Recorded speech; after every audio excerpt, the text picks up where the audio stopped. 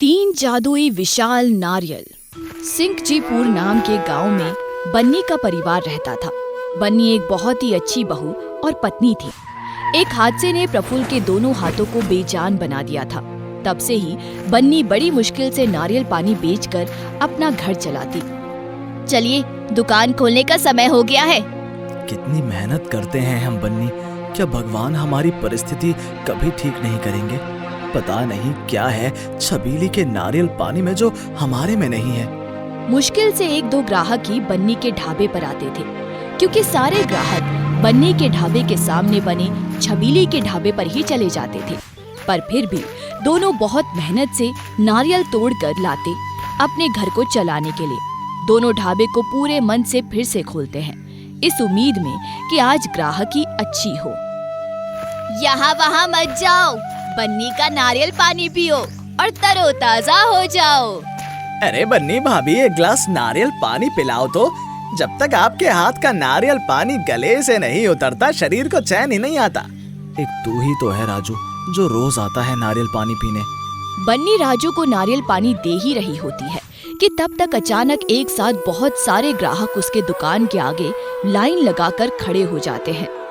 हे प्रभु, आज तो अच्छी खासी शुरुआत हुई है। बड़े दिनों बाद लगता है हमारे दिन पलटने वाले हैं। और ऐसा हुआ भी। बन्नी की दुकान चल पड़ी। कई सालों की मेहनत अब रंग लाती दिख रही थी। अरे कहाँ तू छबीली के ढाबे पर जा रहा है? यहाँ आ, यहाँ के नारियल पानी वाला स्वाद तो कहीं नहीं है। कल ही पहली बार पिया है मैंने। अपने दुकान के ग्राहकों को बन्नी के पास जाता देख छबीली से रहा नहीं जाता है। ये बन्नी बड़ी तेज बन रही है, अभी इसके होश ठिकाने लगवाती हूँ। छबीली छुपकर बन्नी के ढाबे पर जाती है और उसके नारियल पानी में नमक मिला देती है। उसके कुछ ही देर बाद एक आदमी नारियल पानी का ग्लास फेंकते हुए कहता है, अच्छी ये क्या है? पैसे लेकर उल्लू बनाते हैं लोग। गलती कर दी यहाँ आकर। प्रफुल्ल उन्हें रोकने की बहुत कोशिश करता है, पर उस कस्टमर को रोक ना सका। उसे देखकर वहाँ बैठे सभी कस्टमर चले जाते हैं। बड़े खुश थे तुम लोग, क्यों? कैसा लगा? हाँ, क्यों कर रही हो तुम ऐसा? हमने क्या बिगाड़ा है तुम्हारा? तुमने ही मेरे नारियल पानी में नमक मिलाया था। हाँ, अब मेरे सामने कोई आगे बढ़े ये मैं कैसे देख सकती थी? कल से ढाबा तुम लोग नहीं खोलोगे, समझे? बन्नी, तुम इसकी बातें मत सुनो, डरने की कोई जरूरत नहीं है। इतने में ही छबीली अपने गुंडों को आवाज लगाती है, रंगा, इन लोगों के जरा होश ठिकाने लगाना तो। रंगा प्रफुल्ल को बहुत बेरहमी से पीटता है। क्यों मार रहे हो मेरे पति को?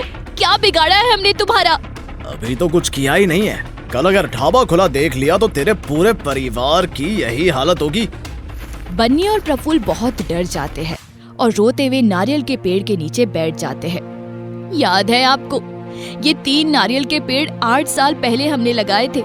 आज कितने बड़े हो गए हैं, कितने शुभ भी है।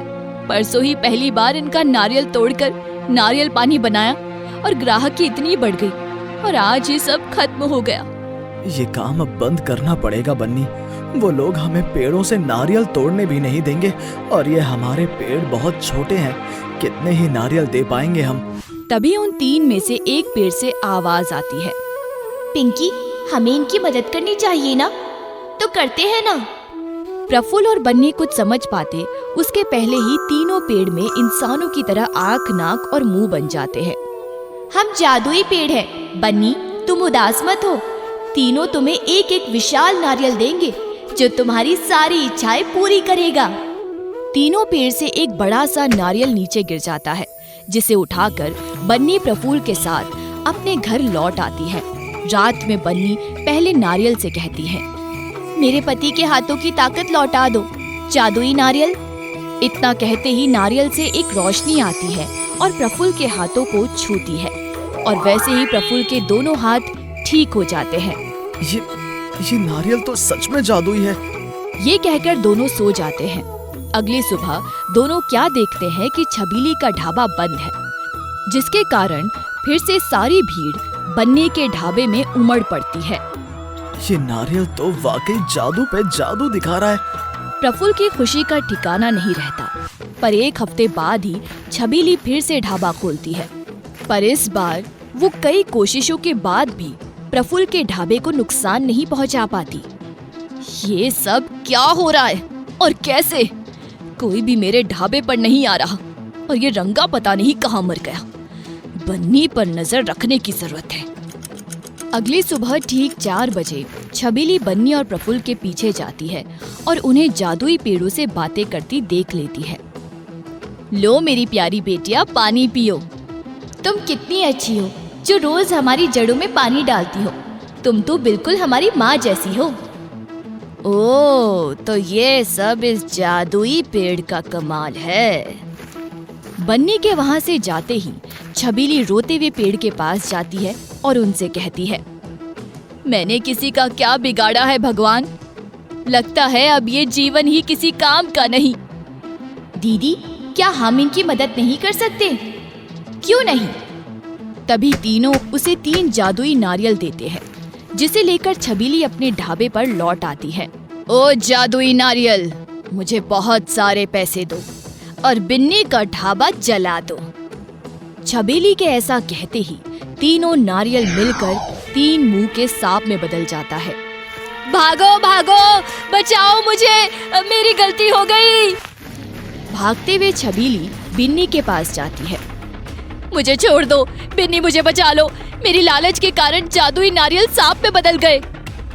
इसका उपाय तो बस वो 3 जादुई पेड़ ही बता सकते हैं। सभी गांव वाले उस पेड़ के पास जाते हैं। सांप छबीली पीछे पीछे पेड़ के पास पहुंच जाता है। पिंकी, चिंकी, रिंकी, इसकी मदद करो वरना ये सांप उसे निगल लेगा। निगलना ही चाहिए, ये पापिन है। ये तो हमारा एक चाल था, वैसे ही जैसा इसने हमारा साथ किया था। आज से 8 साल पहले की बात है। छबीली के गुंडे मेरे दादाजी को बहुत परेशान करते थे और उनसे रंगदारी मांगते थे।